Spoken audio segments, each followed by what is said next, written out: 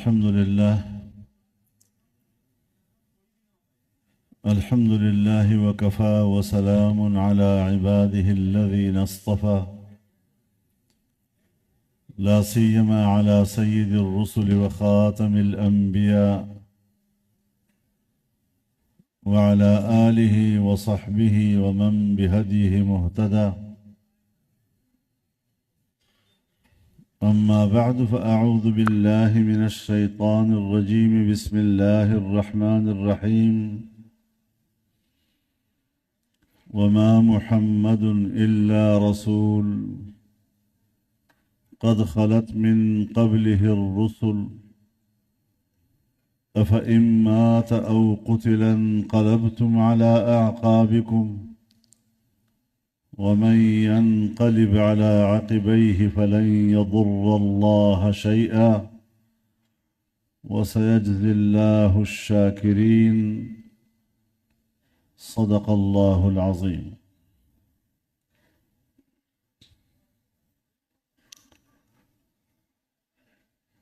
حضرات علماء کرام،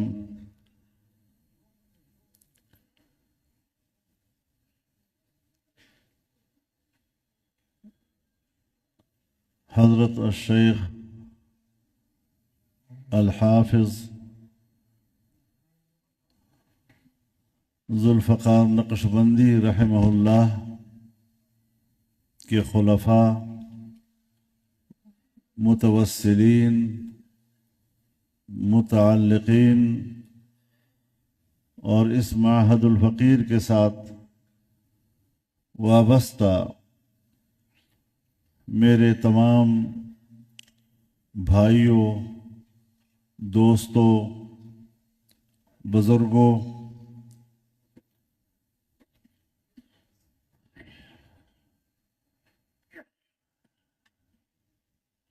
حضرت رحمہ اللہ کے وصال کے بعد ماحول اداس لگ رہا ہے اور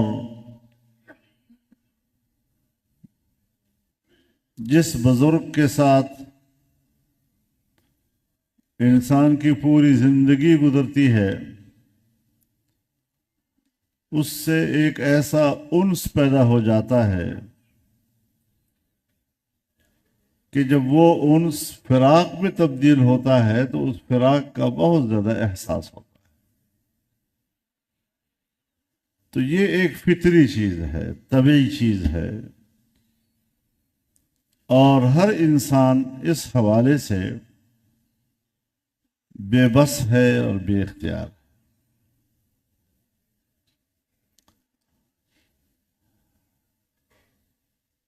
حضرت نے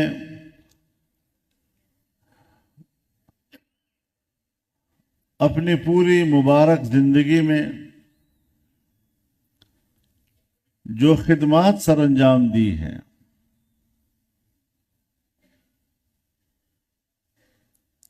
ایمان اور حسن عمل کی جو روشنی پھیلائی ہے،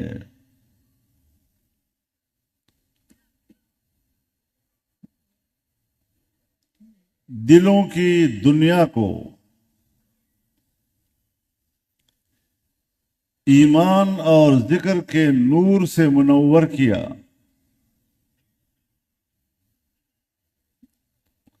اور یہ روشنی پوری دنیا میں پھیلائی،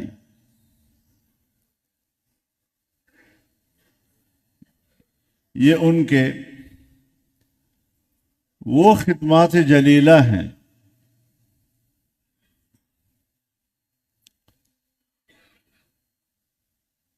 کہ ہمیں اللہ پر ایمان ہے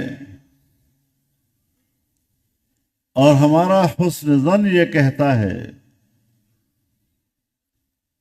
کہ اللہ کے حضور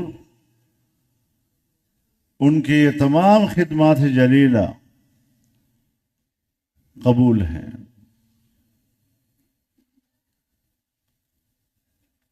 اور میزان حسنات کے ثقل کا باعث ہیں اور انشاءاللہ آخرت میں عیشت راضیہ کا ذریعہ ہے۔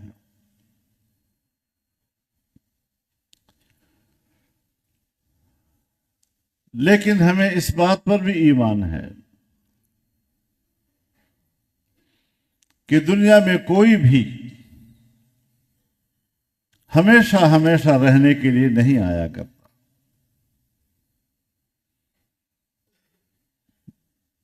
بڑے سے بڑے لوگ،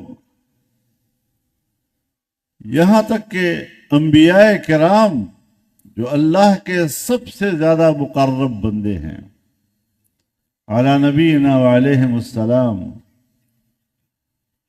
وہ بھی دنیا میں آتے ہیں اور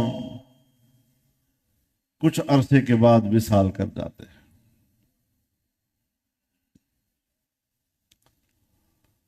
لیکن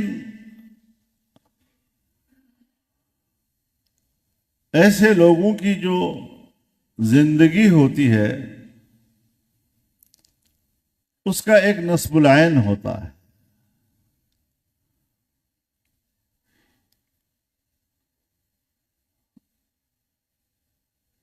اور ان کی مقدس زندگی اس نصب العین کے لیے وقف ہوتی ہے۔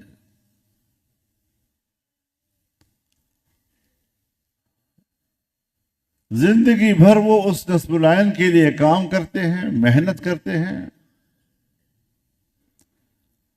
اور جب دنیا سے پردہ کر جاتے ہیں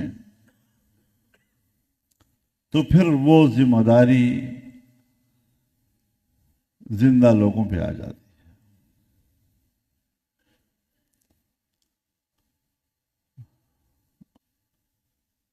حضرت نے اپنی زندگی ہی میں اپنا کام اپنے متعلقین کے حوالے کیا ہے، اور اب انہوں نے ہی اس کام کو چلانا ہے۔ جناب رسول اللہ صلی اللہ علیہ وسلم کی وصال کے بعد صحابہ کرام میں یہی سوال پیدا ہوا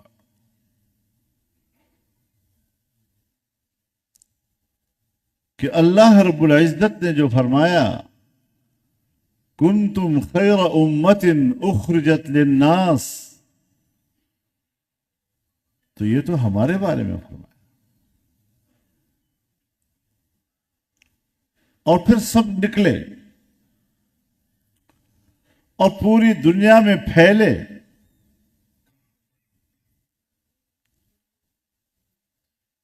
چاہے دعوت کے ذریعے سے، چاہے جہاد کے ذریعے سے، چاہے تعلیم و تعلم کے ذریعے سے، انہوں نے پوری دنیا میں انسانیت کو اس روشنی کی طرف بلایا۔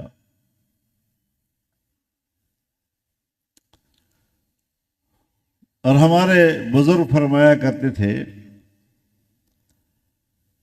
کہ جہاں جہاں تک صحابہ کرام پہنچے ہیں آج بھی عالم اسلام اسی کا نام ہے۔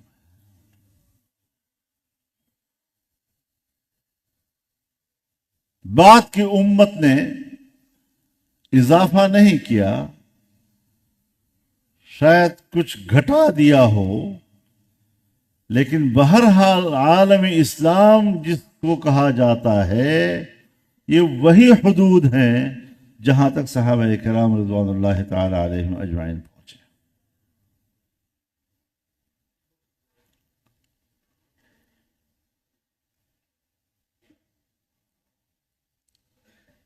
اب یہی چیز ہمارے لیے ایک درد ہے کہ ہمیں اپنے استاد نے، اپنے بزرگ نے، اپنے شیخ نے جو تعلیم دی ہے ہم بھی ان کے بعد اب اس کام کو آگے پھیلائیں۔ دنیا میں اس نور کو پھیلائیں کہ آخرت میں یہی کام آنے والی چیزیں. دنیاوی رشتے یا تو آپ کو گھر سے خالی ہاتھ بھیجتے ہیں، اور اگر کوئی رشتہ دار متعلقین وہ جنازے پہ آ جاتے ہیں تو قبر میں حوالے کرنے کے بعد واپس آ جاتے ہیں.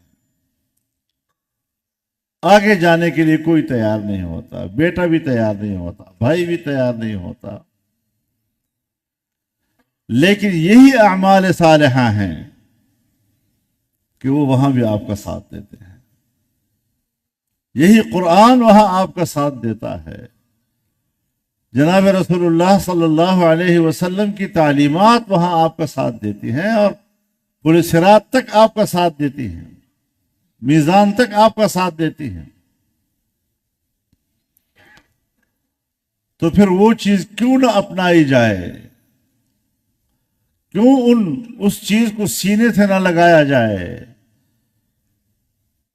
کیوں وہ زندگی نہ بنائی جائے کہ جس زندگی پر موت نہیں آتا؟ وہ زندگی قبر میں بھی ہے، اور وہ زندگی آخرت میں بھی ہے، اور وہ جنت تک لے جاتی ہے.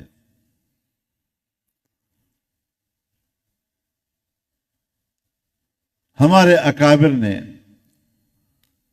یہی روشنی ہمیں دی ہے، علم دین کی روشنی، قرآن کا علم، جناب رسول اللہ صلی اللہ علیہ وسلم کی تعلیمات، آپ کی سنت پر عمل کرنا، صحابہ کرام کی ساری محنتیں اور ان کی پیروی، یہی کامیابی کا ایک عمل ہے، اور یہ قیامت تک برقرار ہے.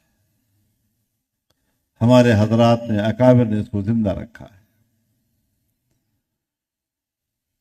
اس منہج کو اگر ہم اپنا لیتے ہیں تو انشاءاللہ العزیز ہم اپنے اکابر کا حق ادا کریں.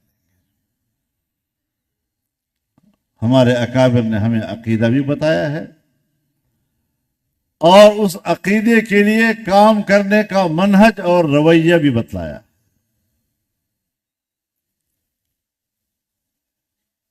تو ایک علم ہے اور ایک حکمت ہے.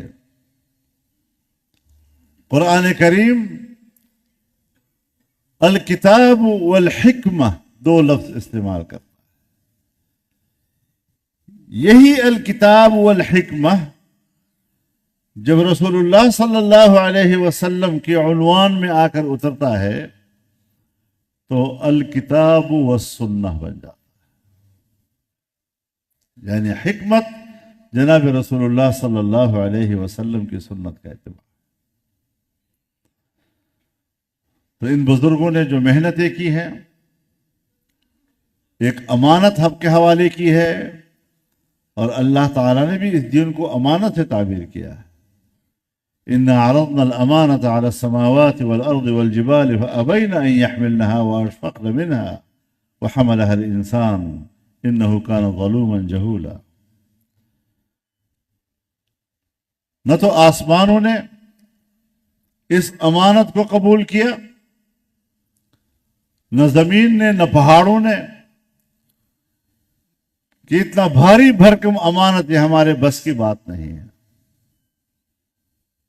اور انسان تیار ہو گیا اس کے لیے، اس کے تحمل کا فیصلہ کر لیا، کیونکہ انسان میں صلاحیت اور استعداد اللہ نے رکھی ہے.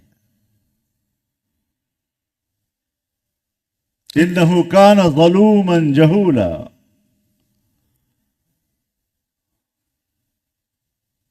ظلوم اسے کہتے ہیں کہ جس میں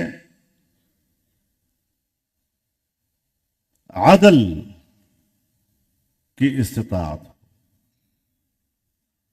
جہاں عدل کا استطاعت نہیں ہے وہ ظلم بھی نہیں کہلاتا.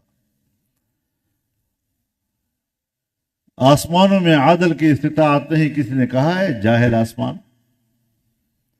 پہاڑوں میں نہیں ہے، کسی نے کہا ہے جاہل پہاڑ. لیکن انسان کو کہا جاتا ہے تو بڑا جاہل ہے، یعنی تیرے اندر علم حاصل کرنے کا استعداد موجود ہے۔ جہولا، انسان کو کہا گیا کہ انسان ہی ہے کہ جس کے اندر علم کا استعداد موجود ہے۔ تو ظاہر ہے کہ جب علم نہیں ہوگا اور عدل نہیں ہوگا تو برتن خالی ہوگا۔ تو خالی برتن کو برتن کے نام سے پکارا جاتا ہے۔ پیالہ خالی ہے، یہ پیالہ لیجئے، گلاس خالی ہے، گلاس لیجئے، پلیٹ خالی ہے، پلیٹ لیجئے، دیگ خالی ہے، دیگ لیجئے۔ لیکن جب وہ جس چیز سے بھر جائے پھر وہ ظرف مظروف کے نام سے پکارا جاتا ہے۔ یہ چائے لیجئے، یہ شربت لیجئے، یہ سالن لیجئے، یہ چاول لیجئے۔ تو انسان جب خالی ہے تو پھر ظلوم ہے، خالی برتن ہے تو پھر جہول ہے۔ لیکن ان کے اندر استعداد موجود ہے علم حاصل کرنے کی، عدل برپا کرنے کی، تو اس کے لیے پھر محنت اور جدوجہد کرنی پڑتی ہے۔ یہ کسبی چیزیں ہیں۔ انبیاء کے لیے تو وہ بھی ہے، لیکن امت کے لیے یہ کسبی چیزیں ہیں۔ تو یہ امانت دیانت چاہتا ہے، حفاظت چاہتا ہے، اور اب وہ ذمہ داری آپ کے اور ہمارے اوپر آتی ہے۔ اللہ تعالی ہمیں ان ذمہ داریوں سے عہدہ برا ہونے کی توفیق عطا فرمائے، اور اس کے لیے اللہ ہمیں اخلاص اور للہیت نصیب فرمائے۔ اللہ تعالی نمائش سے ہمیں محفوظ فرمائے۔ دنیا کے کمانے کا ذریعہ خدا نہ کرے کہ دین کا کام بن جائے، تو پھر اللہ کے ہاں قبول بھی ہے اور اس کی برکات بھی دنیا کو نظر آ رہی ہوتی ہے۔ اللہ تعالیٰ ہم سب کو توفیق دے۔ وآخر دعوانا ان الحمد للہ رب العالمین۔